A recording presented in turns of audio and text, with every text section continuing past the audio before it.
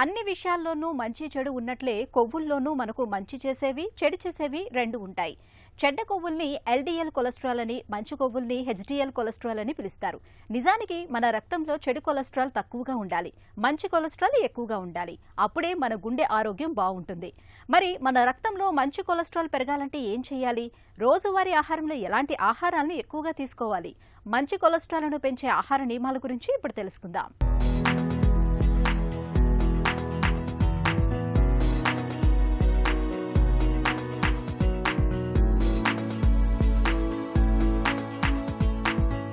Cholesterol నడివయసు దాటిన వారికి ఈ పేరు వెన్నులో వణుకు పుట్టిస్తుంది. నిజానికి కొలెస్ట్రాల్ అనగానే భయపడాల్సిన పని లేదు. వ్యాధికారకాలైన బ్యాక్టీరియాల్లో మంచివి చెడ్డవి ఉన్నట్లే కొలెస్ట్రాల్లో కూడా మంచి చెడు రెండూ ఉన్నాయి. చెడ్డ కొలెస్ట్రాల్ను ఎల్డీఎల్ అని, మంచి కొలెస్ట్రాల్ను హెచ్డీఎల్ అని పిలుస్తారు డాక్టర్లు. మన రక్తంలో చెడు కొలెస్ట్రాల్ తక్కువగా ఉండాలి, మంచి కొలెస్ట్రాల్ ఎక్కువగా ఉండాలి. అయితే మనలో చాలా మందిలో మంచి కంటే చెడు కొలెస్ట్రాల్ శాతమే ఎక్కువగా ఉంటూ గుండె జబ్బుల వంటి విపత్తుల్ని తెచ్చిపెడుతుంటుంది. మరి మనకు హాని చేసే చెడు కొలెస్ట్రాల్ని తగ్గించుకుని మనకు మేలు చేసే మంచి కొలెస్ట్రాల్ని పెంచుకునేందుకు ఏం చేయాలి, ఆహారంలో ఎలాంటి జాగ్రత్తలు తీసుకోవాలో వివరిస్తున్నారు డాక్టర్. ఆహారంలో తినే క్రొవ్వు పదార్థాలు రెండు రకాలుగా ఉంటాయి. ఒకటి శాచురేటెడ్, ఇంకోటేమో అన్సాచురేటెడ్ ఫ్యాటీ. ఈ శాచురేటెడ్ ఫ్యాట్స్ అంటే మనకి రూమ్ టెంపరేచర్లో గట్టిగా ఉంటాయి అన్నమాట, ముద్దగా దొరుకుతూ ఉంటాయి. ఇది ఏంటంటే బటరు, తర్వాత ఈ పన్నీరు, ఇలాంటివన్నిటిని శాచురేటెడ్ ఫ్యాటీ యాసిడ్స్, నెయ్యి, తర్వాత చీజు, ఇవన్నీ ఇందులోకి వస్తాయన్నమాట. అదే కాకుండా మనకి ఎక్కువగా తయారు చేసే వాటిల్లో కూడా శాచురేటెడ్ ఫ్యాటీ యాసిడ్స్ ఉంటాయి. ఇప్పుడు చూడండి, చిప్స్ అని, తర్వాత ఇటు బేగన్స్ అని, బిస్కెట్స్ అని, కేక్స్ అని, డీప్ ఫ్రైస్, ఇవన్నిటిలో కూడా మనకి కొవ్వు పదార్థాలు ఎక్కువగా వస్తూ ఉంటాయి. కాబట్టి ఇవన్నీ కొలెస్ట్రాల్ని పెంచేస్తూ ఉంటుంది. వీటిని జాగ్రత్తగా చూసుకొని ఎక్కువగా వాడకుండా ఎంత తక్కువ వాడితే అంత మంచిది. ఇప్పుడు ఈ అన్సాచురేటెడ్ ఫ్యాటీ యాసిడ్స్ అంటే ఫ్యాట్స్ అంటే ఇవి రూమ్ టెంపరేచరు, లిక్విడ్గా ద్రవపూర్వకంగా ఉంటాయి. ఇవి ఏంటంటే ఎక్కువగా నూనెలు. ఈ నూనెల్లోనేమో మనకి నువ్వుల నూనె, పల్లీల నూనె, కుసుమ నూనె, తర్వాత ఆలివ్ ఆయిల్, ఇవన్నీ చాలా మంచి. ఇంకొకటి ఏంటంటే ట్రాపికల్ ఆయిల్స్ అంటాం. సదర్న్ ప్రదేశంలో ఎండలు ఎక్కువ ఉన్న చోట కొన్ని నూనెలు కూడా గట్టిపట్టి ముద్దగా వస్తాయి. అది శాచురేటెడ్ దీంట్లో వస్తాయి. నూనెలు అంటే అన్ని నూనెలు, ఇప్పుడు చూడండి కొబ్బరి నూనె ఉంది, తర్వాత ఏమో ఈ పామ్ ఆయిల్ ఉన్నాయి. ఇవేమో రూమ్ టెంపరేచర్లో గట్టిగా అయిపోద్ది. అవి కూడా కొలెస్ట్రాల్ పెంచుతూ ఉంటుంది. కాబట్టి అలాంటివి కూడా జాగ్రత్తగా చూసుకొని అసలు ఎక్కువగా వాడడం మంచిది కాదు. కొవ్వు పదార్థాలు తీసుకోవడం చాలా తక్కువగా ఉండాలి. కనీసం రోజుకి 20 గ్రాముల కంటే ఎక్కువ ఉండకూడదు. 5 టీ స్పూన్లు ఒక మనిషికి ఒక రోజు ఆహారంలో ఉండాలి. అంత మట్టుకే క్యాలరీస్ మనకు అవసరము. అవి ఏంటంటే ఈ పల్చటి నూనెలు అంటే పల్లీల నూనె, నువ్వుల నూనె, తర్వాత ఏమో కొన్ని రకాలు ఆల్మండ్ ఆయిల్ అని, బాదం నూనె, జీడిపప్పులతో వచ్చింది నూనె, ఇవన్నిటిని కూడా మంచిది.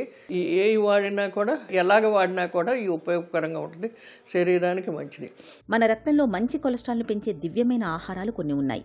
వాటిలో ముందుగా మనం ఓట్స్ గురించి చెప్పుకోవాలి.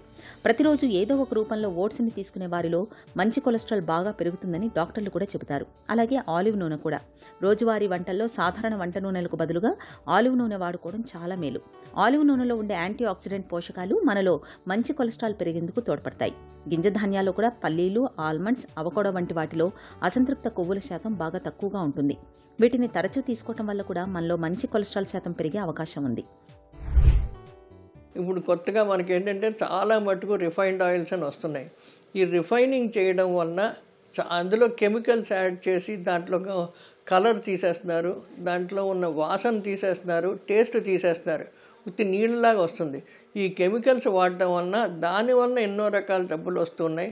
కిడ్నీ ప్రాబ్లమ్స్, అటువంటి ప్రాబ్లమ్స్ వచ్చే సూచనలు కూడా చాలా ఉన్నాయి. కాబట్టి సాధ్యమైనంత మటుకు ఇప్పుడు చాలా ఎక్కడ పడితే అక్కడ మిషన్స్ వచ్చినాయి. కోల్డ్ ప్రెస్ ఆయిల్స్ అంటే ముడి నూనెలని. ఈ ముడి నూనెలు ఏంటంటే పల్లీలు కానీ నువ్వులు కానీ వేసేసి అప్పుడప్పుడే నూనెగా తీసేసి ఇచ్చేస్తారు. అవి రెగ్యులర్గా మనం వాడుకోవడానికి అవి చాలా మంచిది.